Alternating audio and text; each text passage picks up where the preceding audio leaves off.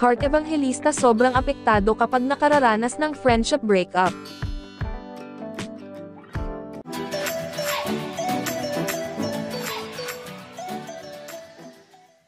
Hindi napigilan ni Heart Evangelista ang maging emosyonal sa usapan nila ng mister na si Senator Cheese Escudero tungkol sa pananaw ng aktres sa broken friendships. Aminado ang kapuso actress at fashion icon na si Heart Evangelista na kaunti lamang ang kanyang mga kaibigan sa loob at labas ng showbiz. Parang tunay na kapamilya na raw ang turing niya sa kanyang mga friends, kaya naman talagang naaapektuhan siya kapag nakararanas ng friendship breakup.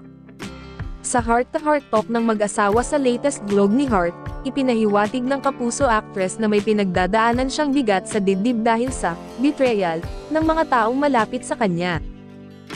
Walang pinangalan ng mga personalidad si Heart, pero malaman ang mga binitawan niyang salita kaugnay ng mga karanasan daw niya sa pakikipagkaibigan. Ayon sa kapuso star, sa kabila raw ng tagumpay na tinatamasa niya sa showbiz at sa fashion world, may mga pagkakataon na nakakaramdam din siya ng kalungkutan.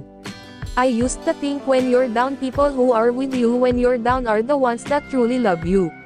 It's actually the opposite. When you're up and you're doing very well, it's lonely kumbaga to be where you are, pahayag ng wife ni Senador Cheese Escudero. You're busy, you're lonely.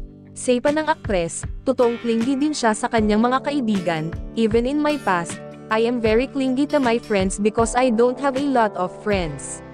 I've always been an outsider in school. I've always been like misunderstood, I guess, so whenever I just have key people I literally tell them I couldn't live without them, pag-amin ni Heart. Para kay Heart, napakasakit din daw ng friendship breakups. For me, it's painful because I never treat my friends like friends, I treat them like family. When you treat them like family, they know the good and the bad because you're confident that they saw your heart first, so it's painful for me. For me, it's painful because it's like I wrote my thoughts into a diary and they just stole it.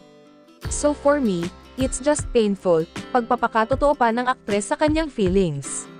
Tungkol naman sa usaping friendship betrayal, I don't even know, I don't even have an answer to that.